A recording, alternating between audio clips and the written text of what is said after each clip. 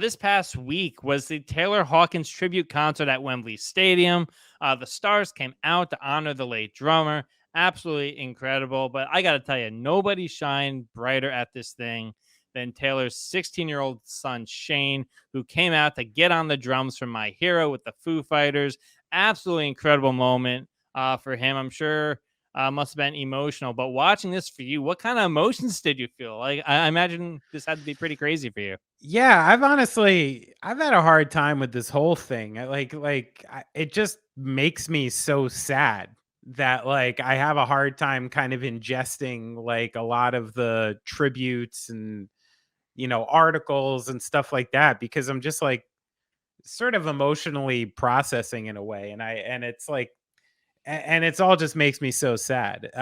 It was nice to see this concert with his heroes and like, you know, I don't know Taylor Hawkins, but I know as a fan of just like fucking rock and roll, like a real rock and roll fan, the kinds of stuff that was happening and the connections with people and the people who were playing together and the mishmash of artists that were up there, kinds of songs that they were doing, like what fun, and what a good way to honor someone. And it seems the people who knew him best were tracked it to be something that he would respect and be into. So you got to trust that when you go into something like this. But what can you say about the moment with his son? I mean, I was watching it and I truly empathized in that moment because he was hitting the drums like he was playing for his damn life, and I've had that many times in my life where the drums were fully receiving my anguish. Like that is one of the great things about being a drummer is there is like a channel you can get to, and almost like this midway place between here and there where like you're physically bashing something, and like there is like a really really strong and powerful like emotional release that can happen if you can get to that place. And to me, seeing where he was at with his head down, the way he was hitting, I was like, yo, that motherfucker's in that place. And that's you know a good place to be and a fitting place to be to honor his father. I've again no idea like what the details of that relationship are like or anything, but it was a pretty stunning thing to watch for sure. We've talked a bunch about how bands have magic, refining that magic, and we see often so times when somebody passes early that their son or their daughter or whoever, somebody related to them, kind of may step into that role that the person left. As rock continues to get older, and these icons of the business pass away, and that void is left there to be filled. Do you think there's something to be said of like somebody related to the person trying at least to fill those shoes? I guess so. I mean, again, like this is where we're talking about, when you're talking about a band, you got to understand always, especially a long term band like this, you're talking about like family dynamics.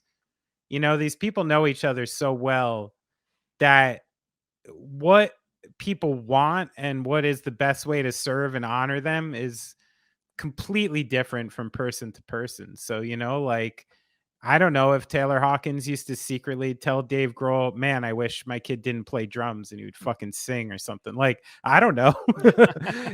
So and then there's also times where it just doesn't like, like you hear Jason Bonham, who's a phenomenal drummer, play with Led Zeppelin, and yeah, he can play everything perfect, but like it's different.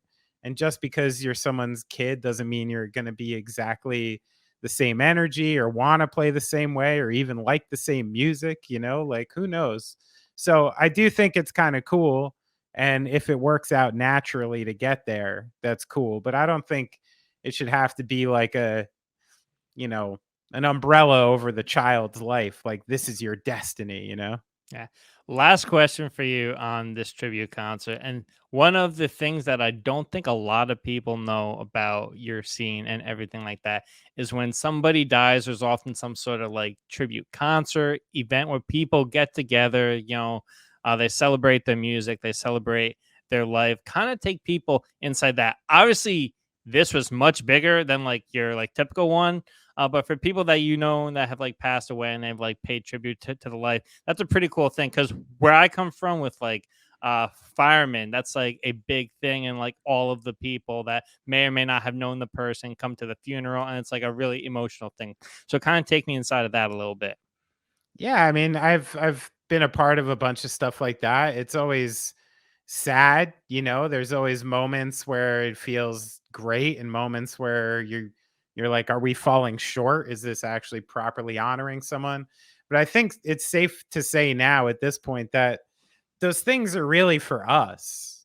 They're not for them. You know, they're our chance to say goodbye, our chance to, you know, rectify our emotions and get a clear story of our relationship with that person and what they meant to us. And I think that that's the power of those things. And the one thing I think that always shows is like the power of community when that happens. And that's what I like is the death of someone can often bring certain things together that weren't often coming together or needed to come together or needed to see something clearly, you know, and things like that. And all of a sudden, you know, maybe someone you had a little scuffle with like 7 years ago, when you see him in that context, you go, fuck, that's not that important, you know?